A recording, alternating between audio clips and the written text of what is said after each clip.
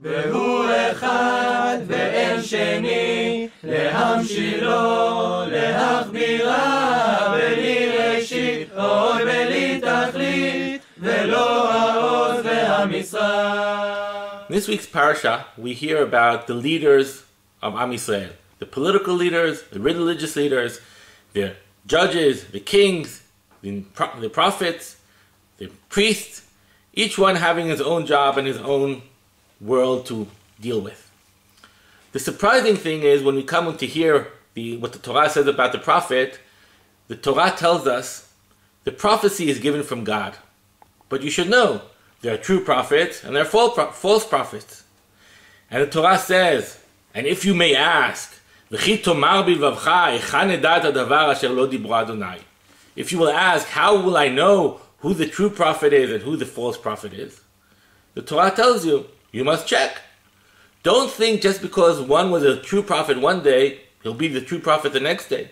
You must check. You must see. Chazal even take this one step further and say, even a prophet doesn't have the right to go against the written Torah law. And if he does, he's a false prophet.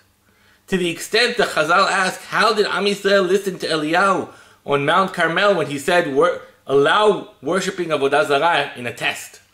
He goes against the Torah. And Chazal answer, but the question is, Eliyahu is saying you should do it, and yet you should say, really? Should I? It goes against everything I know.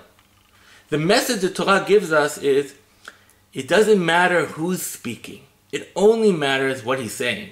And the judge of truth and false has to be you at the end of the day. Although I'm not knowledgeable, I'm not a great prophet, I'm not a high caliber person, but I have to listen and I have to judge. I can't say, well, Eliyahu is speaking, the prophet is speaking. You must ask, is what he's saying true? And who should answer that? You. You have to take the information you hear and put it against information you already know and check out the new information. Don't go to every new Rebbe or every new tzaddik and says, well, he's a tzaddik, he's a Rebbe, he's a Da'at Torah, and therefore I must listen to him. You always have to ask, does it have the ring of truth to it? Does it make sense with what I know? And the judge at the end of the day has to be you. You must separate the true and the false, not relying only about who's saying it, but relying mainly on what is he saying and what you already know. Shabbat Shalom.